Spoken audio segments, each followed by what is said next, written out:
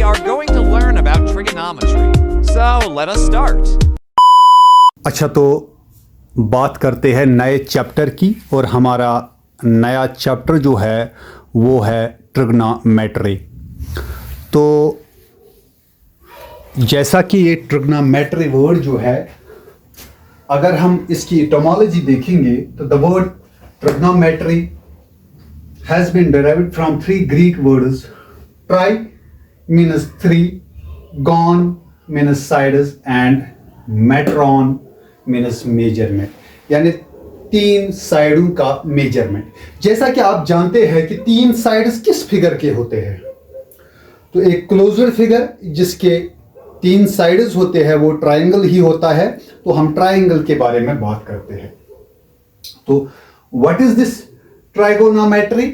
Trigonometry is the branch of mathematics dealing with relationship between angles and sides of triangles.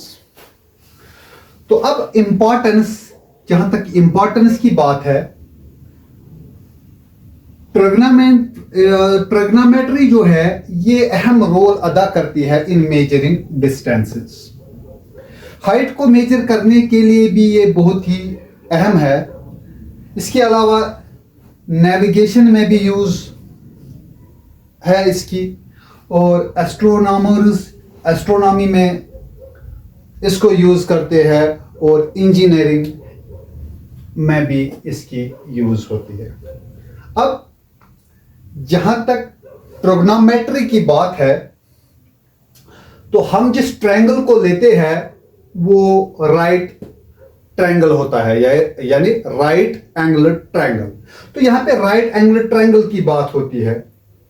तो जब हम right triangle की बात करते हैं तो हमारे जहन में सीधे पाइथागोरस थ्योरम आती है, जो आपने पिछली क्लासों में ऑलरेडी पढ़ी हुई है।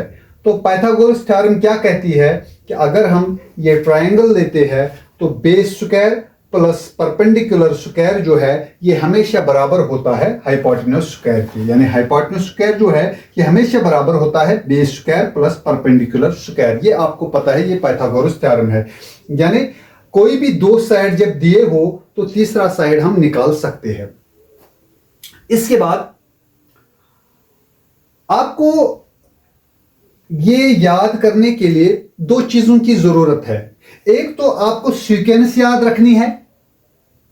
अगर हम एंगल ए की बात करते हैं, देखिए पहले मैं आपको एक चीज बताऊं कि ये राइट ट्रायंगल जो होता है जिसका एक एंगल 90 डिग्री होता है, ये हमेशा इसका लॉन्गर साइड या लॉन्गेस्ट साइड जिसको हम कहते हैं होता है, इसको हाइपोटेन्यूज कहते हैं। 90 डिग्री राइट ट्रायंगल का। तो जहां तक बेस और परपेंडिकुलर का सवाल है, ये वैरी होता है। अगर हम एंगल ए की बात कर रहे हैं तो ए के एडजेसेंट में जो साइड है इसको हम बेस कहते हैं, और जो यहां पे इसके अपोजिट में एंगल ए के अपोजिट में साइड है इसको हम कहते हैं परपेंडिकुलर।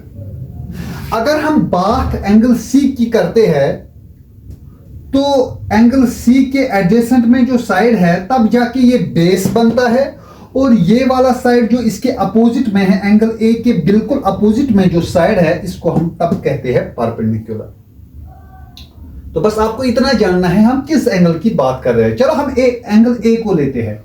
ये है ए, बी और सी। तो एंगल ए को हम यहां से लेते हैं। तो बस आपको सीक्वेंस में याद रखना है sine of A, cosine of A, tangent of A, secant of A, secant of A और cotangent of angle A.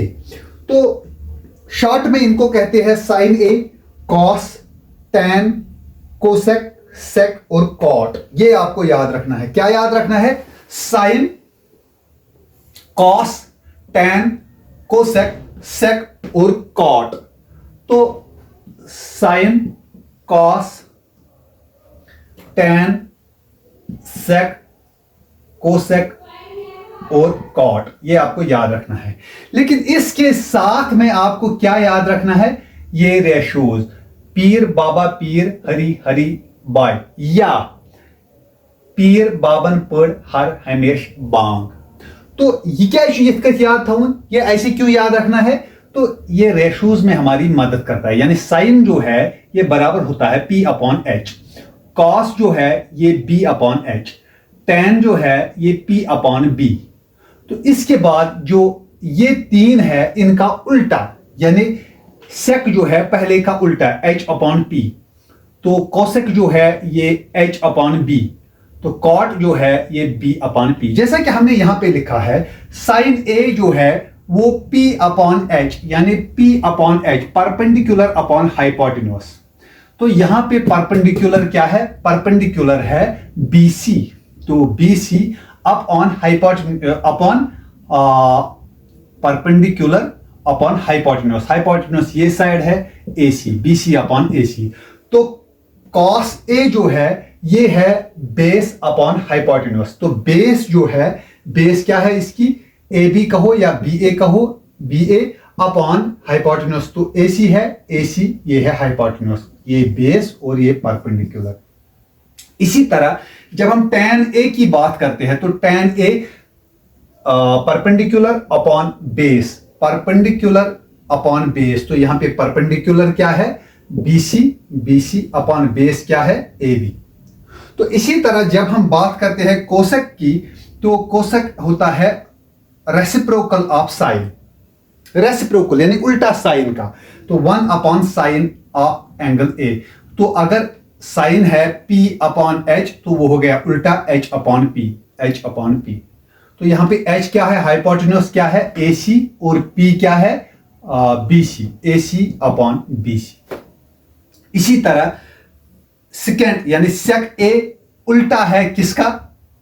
Cosine का, यानी ये है B अपॉन H, तो ये हो गया H upon B, H upon B। तो यहां पे H क्या है?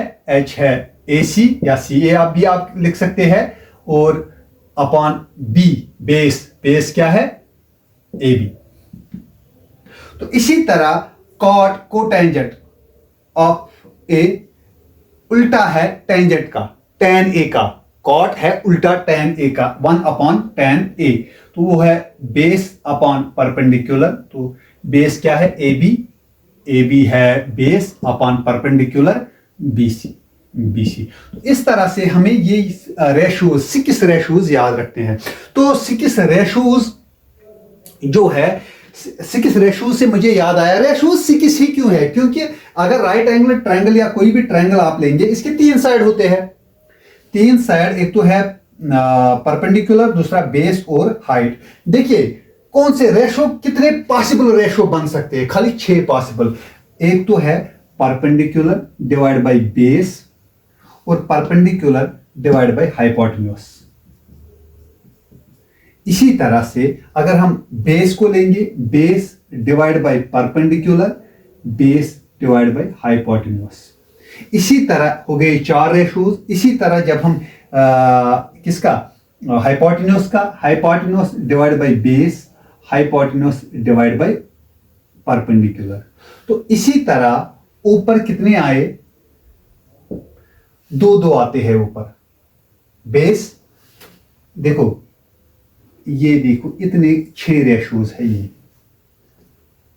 एक तो 1 2 3 और उल्टे में 3 हो गए 6, यानी ये 6 रेशोज जो है, ये 6 रेशोज यहां से बनते हैं। 3 साइड के टोटल में 6 ही रेशो बन सकते हैं। तो इसके साथ इंट्रोडक्शन हमारा खत्म होता है, और एक्सरसाइज 8.1 के लिए हम अगले वीडियो पे जाते हैं।